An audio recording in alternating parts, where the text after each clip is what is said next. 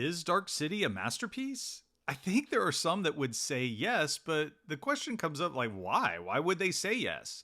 Roger Ebert, who would later go on to record a commentary track for the DVD release of the film Dark City, said the following on Siskel and Ebert, a movie review show. We come now to what is for me the best film so far in 1998, an astonishing visual and dramatic triumph named Dark City. There are a couple of versions of the film Dark City which came out in 1998. I think if you have not seen the movie and are compelled to watch it, I would recommend the director's cut, but in saying that, the theatrical version of the film moves at a faster pace, but sadly, the theatrical version of the film gives away the mystery in the opening narration. Because of that reason alone, I'm going to focus this video on the director's cut of Dark City, and if you haven't seen it, I recommend you go with that version. Dark City is a mystery. It's a story of a man named John Murdoch who wakes up not knowing who he is or where he is. He is bloody and in a bathtub. The world he is trying to figure out is perpetually dark, and strange figures, called strangers, are trying to find him. I love the opening, mainly because it makes us feel the mystery as well as John does. And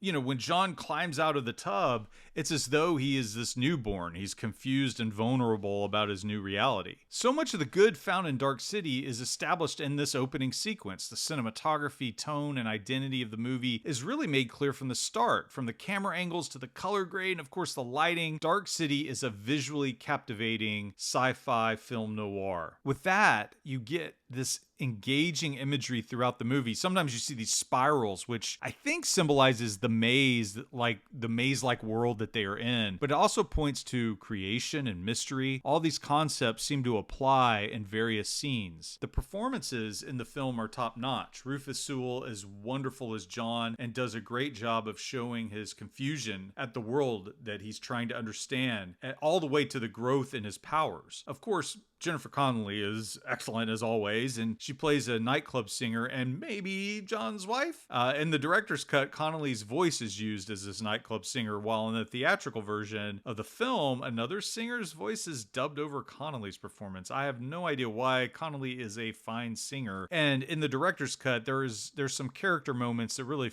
helps her character. It fleshes it out. Again, I recommend the director's cut. I think the two performances that stand out to me the most is Kiefer Sutherland's Dr. Schreiber and William Hurt's Inspector Bumstead. Dr. Schreiber is the most interesting character to me, I think because of the knowledge that he possesses, and he has this really interesting Matrix-like moment later in the film. He's very much like a Morpheus to Neo. And remember, Dark City came out before The Matrix, and it deals with some of the same themes and ideas. This was really culturally in the air at the time. Specifically, it deals with the ideas of like, well, what is reality? What is real? What is part of our mind? And how do we even know? And should we even care? Hurt is always excellent in the films that he's in. I really like him as an actor, and he seems to anchor the film. His character, while it's not explored as much as I would like, it's someone that would have been interesting to be the focus of the film, to be the protagonist. I like the idea because he plays this detective unraveling the mystery, and it would have been I would have been totally interested in a version of Dark City where he's the central character. But back to the question, is Dark City a masterpiece? Well, visually, there are moments and set pieces that make me want to say absolutely yes. The showdown in front of the billboard is an awesome moment. The nightmarish tone the strangers bring to the film, it's great stuff. And there's many times that the film evokes the brilliance of the German expressionistic films of like the 1920s. But the story